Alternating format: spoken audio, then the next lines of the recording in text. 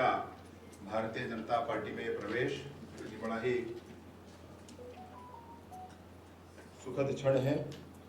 हम सबके बीच में मंच में विराजमान हम सबके नेता आदरणीय शिवतन भैया, हमारे नेता आदरणीय संजय श्रीवास्तव जी, मंच पर विराजमान भारतीय जनता पार्टी के प्रदेश के महामंत्री रामू रोहरा जी और सभी नेतागण मंच में विराजमान हैं और आप सभी साथी, आप सबका मैं हृदय से, मैं क्या पूरी भारतीय जनता पार्टी जो दुनिया की सबसे बड़ी पार्टी है, आपका हृदय से स्वागत और अभिनंदन करती है। मैं आपको बस एक बात बताना चाहता हूँ, जैसे भाजपा ज्वाइन कर लिया अब हमारा क्या फायदा, ऐसा पूछा जाता है नहीं, तो मैं आपको बता दूं कि आपका आर्थिक रूप से तो घाटा ही घाटा है।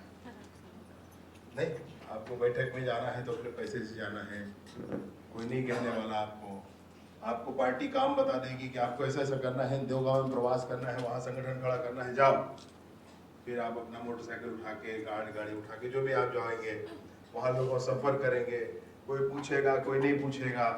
अपने घर में आराम से एसी पंखा में बैठ सकते थे, लेकिन वहाँ धूल धूप में भी रहना होगा, लेकिन सब करना होगा और करने के लिए कोई आपको कुछ देने वाला नहीं, बस कहने वाले। तो फिर फायदा क्या है भाई? मामला क्या है भाजपा का? क्यों काम किया जाए भाजपा में? काम इसलिए किया जाए कि देश में 370 जैसी धारा लगी हुई थी, कश्मीर पूरा अलग हुआ रहता था और समूचा देश उसको, उसकी पीड़ा को, उसकी दंश को झेलता था, लेकिन फिर भी ऐसी सत्ता देश में स्थापित न हो पाई थी जो उस 370 को नेस्तनाबूद कर दे, खत्म कर दे। और भारतीय जनता पार्टी ने 1952 में संकल्प लिया कि एक देश में 2 प्रधान 2 निशान 2 संविधान नहीं चलेगा। 1952 के बाद भारतीय जनता पार्टी की पीढ़ियां बदल गई, लेकिन संकल्प नहीं बदला। पीढ़ियों की दूरी तय करके भी अपने संकल्प को पूरा किया, ऐसा भारतीय जनता पार्टी। तो आपके हृदय में अगर देश के प्रति प्रेम है, आपके हृदय में ऐसा है कि आप कुछ काम देश और समाज के लिए करना चाहते हैं, तो भाजपा आपके लिए सबसे अच्छा प्लेटफॉर्म है। आपको मैं एक बात बताऊं कि भाजपा के 4 बार के चुनाव के घोषणा पत्र में था कि रामलला हम आएंगे और मंदिर वहीं बनाएंगे, ये घोषणा पत्र में हुआ करता।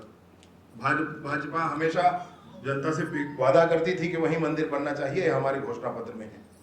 और भाजपा को इस नाते बहुत कुछ कहा भी जाता था कि राम के नाम पर राजनीति करने वाले लोग हैं और क्या क्या नहीं कहा जाता।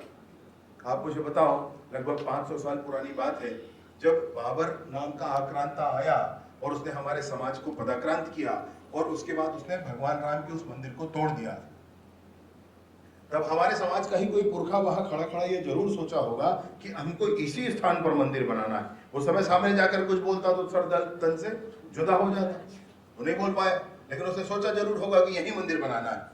500 साल बीत गया, 500 साल बीत गया और समाज का वो संकल्प धीरे धीरे धीरे आगे बढ़ता रहा।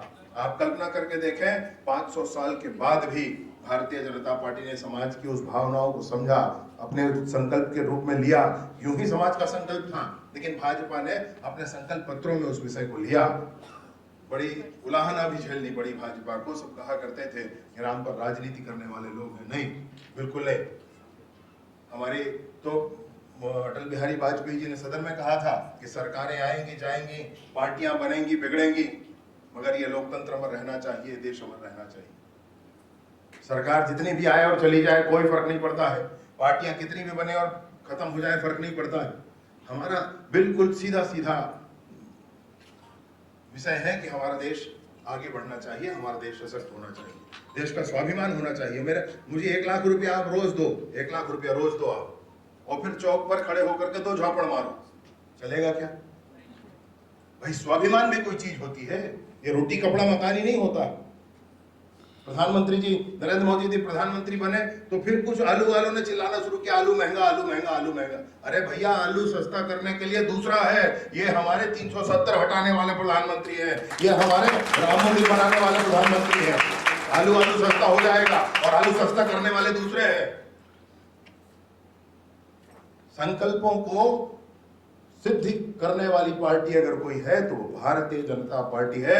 500 सालों के बाद का समाज का संकल्प, उसको अपना संकल्प बना करके और भारतीय जनता पार्टी ने अयोध्या जी में भव्य राम मंदिर का निर्माण किया।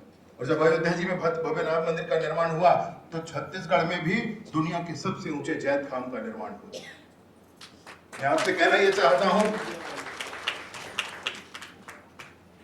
पंचतीर्थ अगर डॉक्टर भीमराव अंबेडकर जी के बने तो भाजपा की सरकार में बने। अगर गुंडाधुर जी को भगवान का दर्जा मिला और उनके धाम की स्थापना हुई तो भाजपा के समय हुई। सारे ही विषयों को आप लेकर देख लें, समूचे समाज को साथ में लेकर चलना, आगे बढ़ना और देश को आगे बढ़ाना, यह भाजपा के कार्यकर्ताओं का लक्ष्य है, यही काम है। आपको क्या उपलब्धि मिलेगी क्या नहीं मिलेगी इसका कोई ठिकाना नहीं है। मेहनत करके काम करना है और इस बात की संतुष्टि मन में रखना है कि मैं देश और समाज के लिए काम कर रहा हूं। यह भारतीय जनता पार्टी है और ऐसी कर्मठ पार्टी में, ऐसी पार्टी में जो अपना पसीना बहाकर अपने देश और समाज के लिए काम करती है, सारे कार्यकर्ता वैसा काम करते हैं, उस पार्टी में आप सबका मैं हृदय से स्वागत करता हूं, अभिनंदन करता हूं। और दुनिया की सबसे बड़ी पार्टी के नाते जैसे ही आप इस पार्टी के नेता बनते हैं, इस पार्टी के कार्यकर्ता बनते हैं, इस बात का विश्वास रखें कि आपके नेता नरेंद्र मोदी जी दुनिया के सबसे बड़े नेता आज के समय में हैं। आप इस पार्टी में जैसे ही प्रवेश करते हैं और इस पार्टी का आप दामन थामते हैं, आप ये सोच लें कि संकल्पों को पीढ़ियों की दूरी तय करके भी सिद्ध करने वाली पार्टी कोई है तो भारतीय जनता पार्टी है। आपने उस पार्टी का दामन थामा है। मैं हृदय से आप सब